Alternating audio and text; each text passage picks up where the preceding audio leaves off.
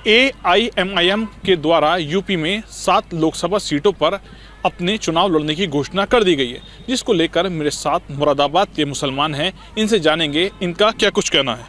जी फुरकान साहब, असदुद्दीन ओवैसी साहब के द्वारा उनकी पार्टी के द्वारा घोषणा की गई है 7 लोकसभा सीटों पर वो अपने प्रत्याशी उतारेंगे और ये संख्या बढ़ भी सकती है। क्या सोचते हैं मुरादाबाद का मुसलमान? मुसलमान पूरा देश जानता है कि ओवैसी जी क्या है। ये इलेक्शन में चुनाव लड़ेंगे, जमानत जब्त हो जाएगी प्रत्याशी की।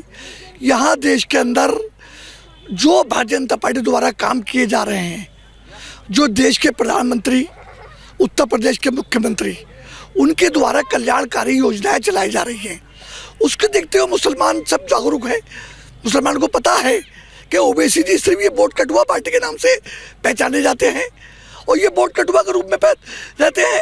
और क्या होगा, जहाँ से भी खड़े होंगे वहाँ से जमानतें जब्त हो जाएंगी। भारतीय जनता पार्टी की आंधी है, जो आएगा उड़ जाएगा। मोदी जी के सामने कोई नहीं टिक पाएगा। जी और भी लोग हैं। फरहान साहब, अभी असदुद्दीन ओवैसी की पार्टी के द्वारा एक घोषणा की गई है कि 7 लोकसभा सीटों पर उन्होंने अपने प्रत्याशी उतारेंगे और ये जो है संख्या बढ़ भी सकती है। क्या सोचता है मुरादाबाद का मुसलमान? मुरादाबाद का मुसलमान हो या हिंदुस्तान का मुसलमान हो, मुसलमान को चाहिए होता है उसको एकता, उसके लिए काम, उसके लिए भेदभाव ना हो। वो काम हमारी सरकार बखूबी कर रही है। भेदभाव कहीं नहीं है। हमारा देखिए मुरादाबाद के मुसलमानों में देखिए आप 3 तलाक का कानून निकाला है हमारे आदरणीय प्रधानमंत्री जी ने, तो मुसलमान क्यों उनके खिलाफ जाएगा? जब और सरकारें उनके लिए, मुसलमान के लिए काम नहीं कर पाई, सारा इस सरकार ने अच्छा काम किया है, तो मुसलमान को क्या चाहिए? मुसलमान को सरकार वो चाहिए जो मुसलमान के लिए काम करे, मुसलमान को अपनाए। तो आज जो मोदी जी हमारे मुसलमान को अपना के चल रहे हैं, ध्यान पूरा फोकस उनका मुसलमानों पर है। भेदभाव नहीं है, सारी योजनाएं बराबर मिल रही हैं, तो मुसलमान कहीं और क्यों भटकेगा? हम मोदी जी को ही लेकर आएंगे और उन्हें ही विजय कराएंगे। जी कशिश भाई, घोषणा हुई है 7 लोकसभा सीटों का ऐलान कर दिया है असदुद्दीन ओवैसी की पार्टी ने, और भी सीटों पर चुनाव लड़ने की बात कही जा रही है कि ये बढ़ सकती है संख्या। क्या कुछ सोचते हैं? देखिए, ओवैसी जी पहले तो तेलंगाना में जीत जाएं, जहाँ से उनका बेस है, एक बात। दूसरी बात यह है कि 7 सीटें अभी उन्होंने कम ऐलान की है, अभी सीटें उनकी बढ़ेंगी। और इस बार वो देश की जनता को ये बताना चाहते हैं कि हमारा जो मामला है, उनकी पार्टी का जो मामला है, वो सिर्फ डमी है। और इस बार वो तमाम जगहों से ये मैसेज देना चाहते हैं कि मुल्क का जो मुसलमान है वो सिर्फ और सिर्फ जो है वो आदरणीय प्रधानमंत्री नरेंद्र मोदी जी के सूफी संवाद के साथ है। जी कशिश भाई, असद द्वारा कहा गया है 5 सीटें अगर उन्हें गठबंधन में मिल जाती हैं तो 5 सीटों पर गठबंधन से ही चुनाव लड़ेंगे, वरना वो इनकी जो संख्या अभी जो घोषणा करी है इससे ज़्यादा बढ़ सकती है। क्या कुछ सोचते हैं? देखिए, जहाँ तक गठबंधन की उन्होंने बात की है तो वो तो उनकी ब्लैकमेलिंग पॉलिसी है। एक बात, उनकी सीटें बढ़ भी सकती हैं, मैंने शुरू में कहा है एक बात। लेकिन इस बार वो सिर्फ एक ही काम करने आए हैं पार्लियामेंट के इलेक्शन के अंदर।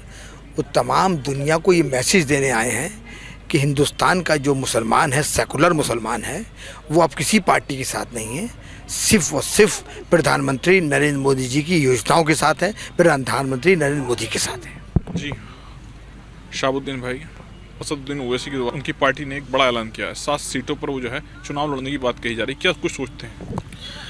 ओवैसी साहब के बारे में मैं क्या सोचता हूँ, ये तो पूरी जनता, पूरा देश जानता है उनके बारे में।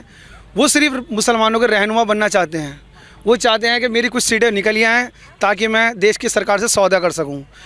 हमें उनकी रहनुमाई की ज़रूरत नहीं है। माननीय प्रधानमंत्री जी सबका साथ, सबका विकास और सबका विश्वास जो लेकर चले हैं, मुसलमान उससे सहमत है।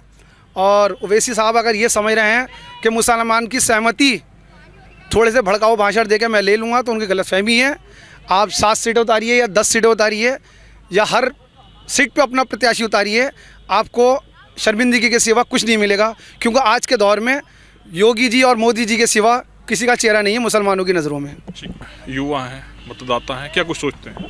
देखिए, ओवैसी साहब कितने भी प्रत्याशी उतारें, सबकी ज़मानतें जब्त होंगी, मुसलमान उन्हें वोट नहीं देगा और सब बीजेपी को वोट देंगे। बीजेपी ने जो विकास किया है और मुसलमानों के साथ जो योजनाएं दी हैं, उसके लिए सारे मुसलमान बीजेपी को वोट देंगे और ओवैसी साहब हार के जमानतें जब्त करा के तेलंगाना दोबारा हैदराबाद वापसी जाएंगे।